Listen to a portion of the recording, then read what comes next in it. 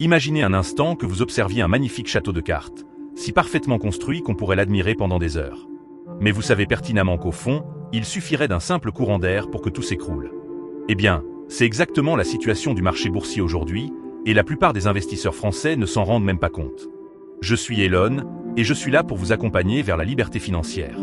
Dans cette vidéo, nous allons décortiquer ensemble pourquoi les marchés actuels ressemblent à une fête qui a un peu trop duré, ce qui arrivera inévitablement quand l'euphorie retombera, et surtout, quelle stratégie adopter pour protéger votre patrimoine sans céder à la panique ni passer à côté des opportunités.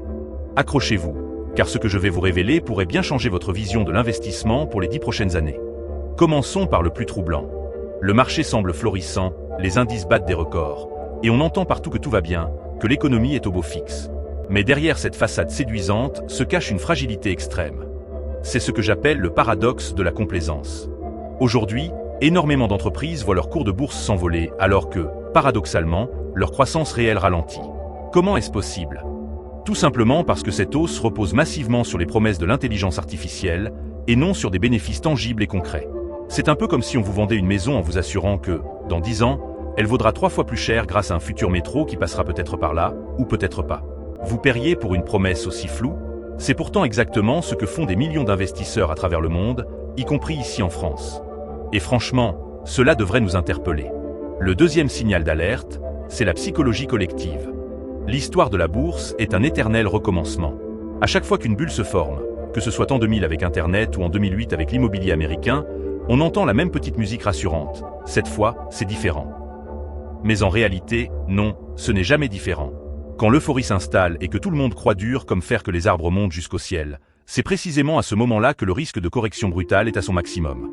C'est une règle quasi mathématique du marché.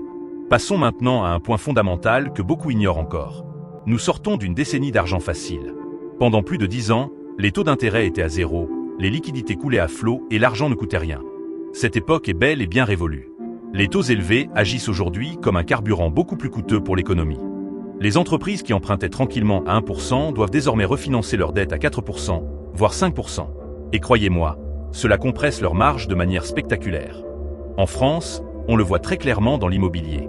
Les taux de crédit, qui tournaient autour de 1% en 2021, ont dépassé les 4% aujourd'hui. Résultat, les ménages ne peuvent plus emprunter autant, les transactions s'effondrent, les promoteurs bloquent leurs projets. C'est un effet domino classique. Le ralentissement touche l'immobilier, freine la consommation des ménages, bloque les projets de développement et rend tout le système économique hypersensible au moindre choc de liquidité. C'est comme si notre économie marchait sur un fil de funambule, sans filet de sécurité. Mais attention, et c'est là que ça devient intéressant, il ne faut surtout pas tomber dans le piège du pessimisme absolu. Voir uniquement le risque est une erreur stratégique majeure. Le marché est complexe, parfois contradictoire, et il a cette capacité étonnante à surprendre tout le monde. C'est peut-être la leçon la plus précieuse que j'ai apprise en observant les marchés depuis des années. Premier point essentiel, un marché peut rester cher pendant très longtemps. Une valorisation élevée ne signifie pas un effondrement immédiat. Le marché peut simplement stagner ou progresser lentement pendant des années, le temps que les fondamentaux rattrapent les prix. Regardez par exemple la période 2015 à 2019 en Europe, où le CAC 40 a mis du temps avant de vraiment décoller, malgré des valorisations déjà jugées élevées à l'époque. Ensuite, il y a l'incroyable capacité d'adaptation des grandes entreprises. Prenez Amazon. Au début, ce n'était qu'un petit site de vente de livres en ligne. Aujourd'hui, une grande partie de leurs bénéfices provient du cloud computing avec AWS, une activité qui n'existait même pas il y a 20 ans. L'économie sait s'ajuster, les entreprises pivotent, se réinventent et créent constamment de nouvelles sources de valeur. Chez nous, des groupes comme LVMH ou L'Oréal ont aussi démontré cette capacité à évoluer, à conquérir de nouveaux marchés et à se diversifier intelligemment. Et puis, il y a le fameux filet de sécurité. Les banques centrales, avec la Banque centrale européenne en tête, restent extrêmement vigilantes. Elles sont prêtes à intervenir massivement en injectant des liquidités si le système menace de déraper. On l'a vu en 2008, on l'a revu en 2020 pendant la crise sanitaire. Les États et les banques centrales ne laisseront pas le système financier s'effondrer sans réagir avec force. Ce n'est pas une garantie absolue, certes, mais c'est un élément majeur à garder en tête pour construire sa stratégie d'investissement. Alors, la grande question, celle qui taraude tout investisseur français qui se respecte. Que faire concrètement ? Comment se positionner face à une situation à la fois tendue et pleine d'opportunités ? Laissez-moi vous partager la stratégie de l'investisseur avisé, celle qui a fait ses preuves sur des décennies.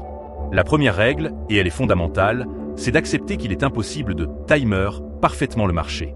Personne, je dis bien personne, pas même les plus grands experts de Wall Street ou de la City, ne peut prédire le moment exact d'une hausse ou d'une baisse. Ceux qui prétendent le contraire vous mentent ou se mentent à eux-mêmes, ce qui est pire. Au lieu de jouer aux devinettes avec une boule de cristal, construisez un plan tout-terrain capable de traverser toutes les météos économiques.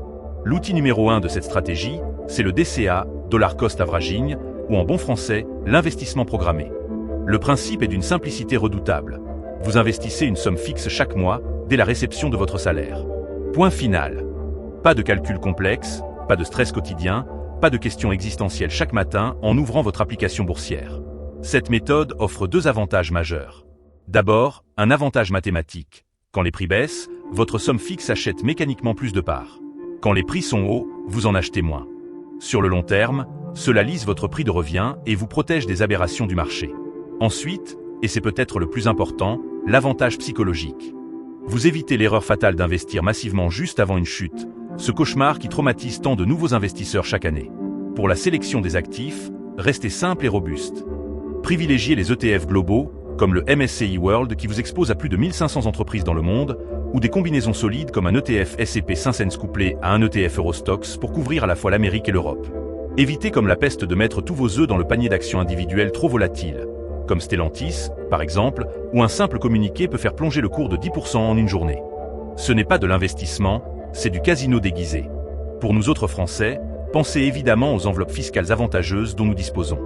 Le PEA, plan d'épargne en actions, reste un outil formidable pour investir en bourse avec une fiscalité ultra douce après 5 ans. L'assurance vie, bien utilisée avec des unités de compte diversifiées, permet aussi de bâtir un patrimoine solide sur le long terme tout en profitant d'avantages successoraux. Ne négligez pas non plus le bon vieux livret A pour votre épargne de précaution, ni l'immobilier via les SCPI pour diversifier sans les contraintes de la gestion locative en direct.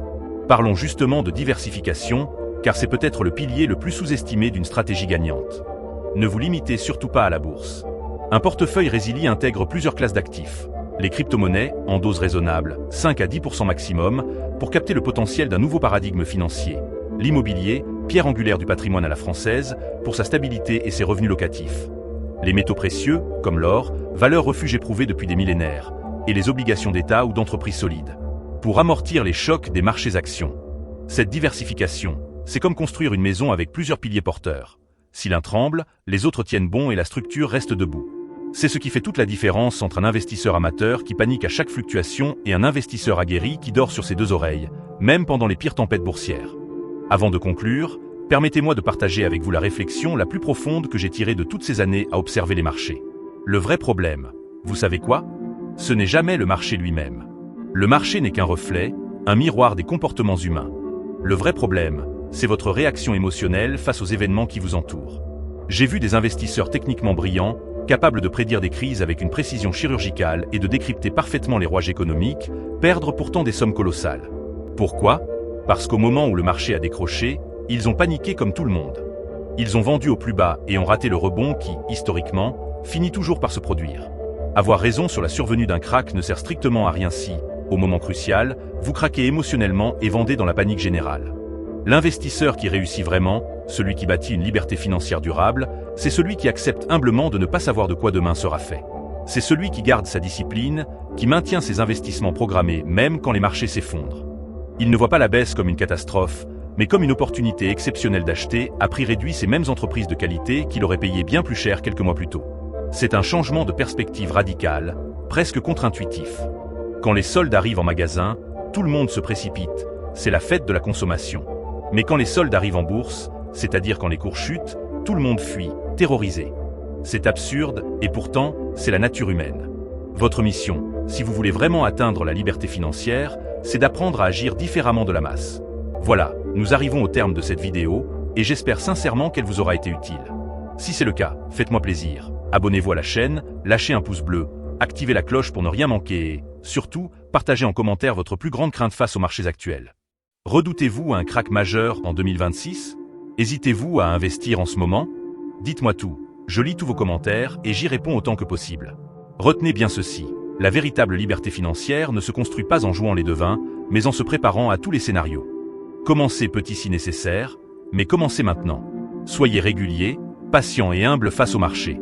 Et rappelez-vous toujours cette règle d'or. Le temps passé sur le marché bat toujours le timing du marché.